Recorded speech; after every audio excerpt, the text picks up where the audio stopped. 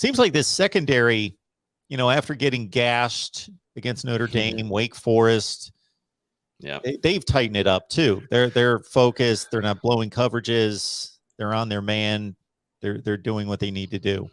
Yeah, no, you're right, Mark. At the beginning of the season, it wasn't looking so pretty whatsoever. Guys were not on their man and getting beat. And, even with guys, Travis Jay had a rough start to the season, along with Brownlee and a few others, and, Jerry and Jones. But it seems like something started to click, and we got to see that against North Carolina. We got to see a little bit of it at Syracuse, but also North Carolina. I mean, Sam Howell had to stay back there and keep searching for an open guy. And the best offense that North Carolina had was Sam Howell just running. And if you're able to do that, then Florida State's defense and Adam Fuller are going to be happy that you're just having him run around. And that allowed Jermaine Johnson, Keir Thomas, Gaynor, Sidney Williams to get all over Sam Howell. And right now, Florida State's Jarvis Brownlee had a pick six on Saturday. He could have had 2 pick sixes, and he laughed at himself and felt pretty disappointed that he didn't have 2. But he had a big time mistake there and made up for it. And it was an even harder play to make the play on the ball the second time, but he did it, and he brought it back home for 670-yard pick six on Saturday. And that's just a true testament to what Mike Norvell and Jarvis Brownlee, they have a pretty interesting relationship, and Norvell always speaks on him that some players need a little bit of extra love here and there, and Norvell laughed and said, and I'll give him the extra love if he needs it. And so that's just kind of how that relationship works. And like you said, there's a few other players that need that. And, but Jarvis mentioned after the game that he is very, very appreciative of Mike Norvell since Norvell arrived at FSU and believing in him, because we didn't really hear a lot about Brownlee until Mike Norvell arrived and allowed Brownlee to get into a lot of the rotation. And he's turned out to be, he's a starting corner for Florida State and has played well the last couple of weeks. So Brownlee, along with Jerry and Jones, Jamie Robinson Jamie also snags an interception in the red zone. Haven't seen that in a long while, but in the red zone there, Jamie locks down that and gets an interception. And then Sidney Williams, you got to hope that he's going to be fully healthy for this upcoming weekend. But overall, this defensive and the secondary is excelling, and you got a true freshman now on the defensive side with Kevin Knowles that is playing his heart out. He looks like a baby Asante Samuel Jr., different position, but he has that same kind of heart, that same kind of mentality coming in as a true freshman. That's exactly what Asante Samuel Jr. was, and he's wearing that same number 26. And so, that guy takes care of his body too. Seeing him at practice and, getting to interview him, he takes good care of his body. He's focused in on the game plan ahead, and that's what he has to do as a true freshman. But he has a big time opportunity this upcoming weekend playing against, still Clemson. This is still Clemson. I know the offense for up there in Death Valley isn't fantastic, but they've got playmakers. They have potential to make big plays. And, of course, Dabo Swinney, I don't think he's a big fan of Florida State. I don't think Mike Norvell and the staff really is either after his comments last year. And so I think this defense is going to want to bring it. But secondary wise, I think there's definitely, like you had mentioned, there's been a big time improvement there and much need. This is Florida State. This is supposed to be DBU. This is supposed to be lockdown. You're supposed to be on your man, not allowing those big plays. And Florida State has not done that in the last couple of weeks. And, they're going to want to have to keep that trend going this upcoming weekend. The offseason's so long, and we talk about the schedule for so many weeks that we've got this perception in our mind as to, okay, this is the way, these are the good teams, these are the bad teams, these are the games that are gimmies, these are the games that, and Clemson was that first one to check off the list and say, can't win that game. Mm-hmm. They're an elite, they're a playoff team, can't win that one. Even for those people projecting Florida State, let's say, to go 8-4, not going to win that game. That's the first one they're not winning. And here we are, and they're still a 10-point underdog. Clemson still looks like a little bit better team, but it's winnable. Clemson's really struggling on offense.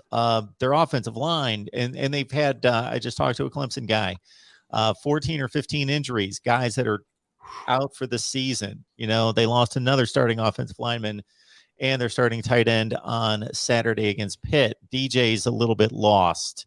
They lost Justin Ross, their best wide receiver. He's done. They are banged up and beat up. And like you say, you don't know exactly where their mindset might be, because they could be teed off, or they could be like, we don't play these kind of seasons. We're not used to this. So what are we playing for at this point? Because the ACC is not necessarily out of the question for them, but it's slipping away.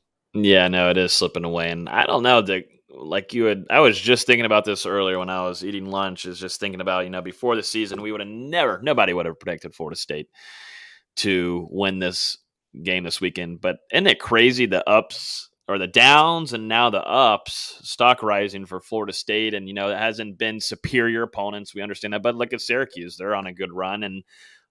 But looking to it before the season, I would have never thought Florida State was going to be in contention to win this. But now, after an 0-4 start, now I feel like confident. Now I feel better than I did in the preseason. I'm like, what in the world is going on? It's just such a weird season. But I wonder how Notre Dame, Clemson. I wonder how they're going to show up, because they could be ticked off, pissed off. Dabo Swinney could trigger. I mean, he could be triggered. But honestly, sometimes we've done it before, where Florida State, we've seen it, where they've just taken care of business against Clemson. And the best way of doing that is just pissing off Dabo and putting him in the tough situation and making him a little scared there on the sideline, and making him have hissy fits with Venables on the sideline, which is always fun to see.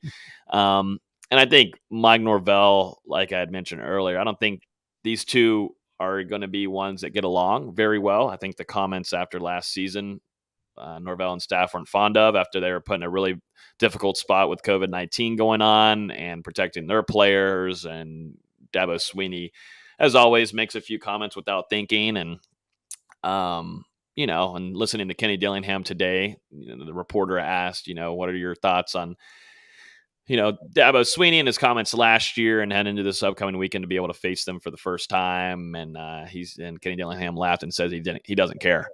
And there's a few other things that he said that I think are interesting to listen to. I take it in a certain way of Dillingham being very competitive, and some maybe don't think of it that way, but I do think Kenny Dillingham said a few things afterwards that were directed exactly towards Dabo. Just wasn't going to say it straight up, of course, just doing some light coach speak. But this team, that just shows how competitive the staff is, and that's only going to go down into this team. And I'm very excited to be there tomorrow morning to see how they show up to practice, because they showed up great. They had their best practice on Tuesday last week, and that's UMass. I mean, I'd take that for a big thing there, because they could have done that. They could have just been like, blah, whatever. And after a bye week too. And Norvell said they had the best practice on Tuesday, and then had a really good up and down, but a good practice on Wednesday. I'm interested to see how they show up tomorrow. You can have all the energy in the world, and they're obviously going to be hyped and ready to rock. I have no concern about that, but I'm wondering, are guys going to be any mistakes? Are they going to be kind of out of their head a little bit, or are they going to be dialed in like they've been the last couple of weeks? And it's hard to predict that, because this is such a young team, guys that haven't had a lot of experience, maybe, even definitely second team. You look at the defensive line from Florida State, and there's some guys that have had to jump in, like Joshua Farmer, who hasn't had any college experience, only for this season. That's a true freshman coming in. Malcolm Ray jumps in at defensive line too, and has played great.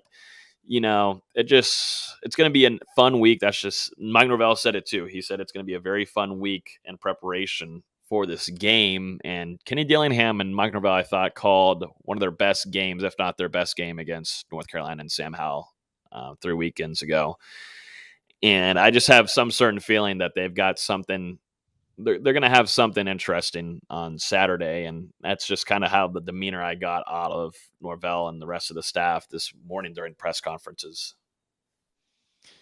Yeah, I'm not going to try to sell this game like it's 2013, 14, 15, 16 in that range, but yeah, because, they're not 7-0, 7-0, or 7-0, 6-1, but still, this game has more juice than a Clemson Florida State game since probably 2017. Yeah, no, it has that kind of energy. It feels like it has that. I don't know. I feel like both teams are kind of ticked off, like I had mentioned earlier, Dabo's comments last year, and I'm sure that's going to be talked about in the locker room this week.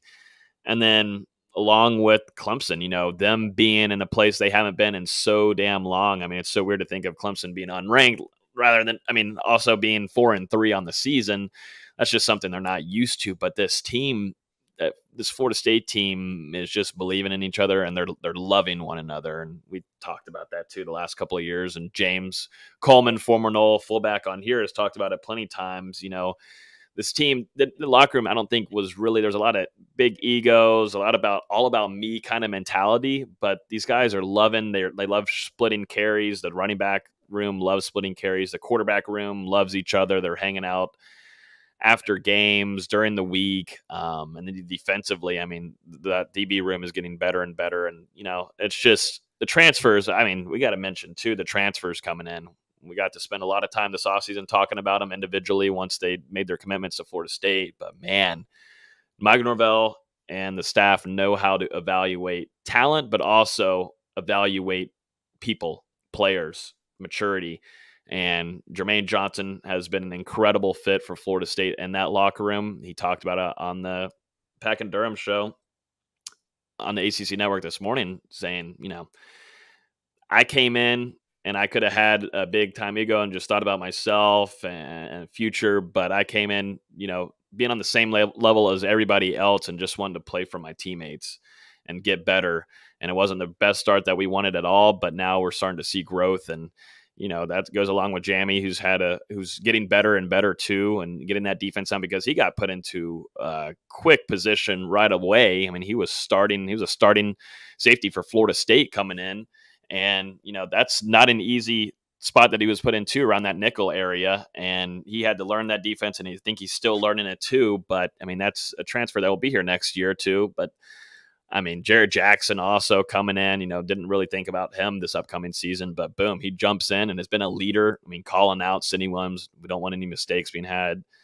I know I'm going on a rant, but it's a very positive rant about this transfer, the transfer portal for Florida State and them excelling in that. Dylan Gibbons, I mean, the list kind of goes on and on.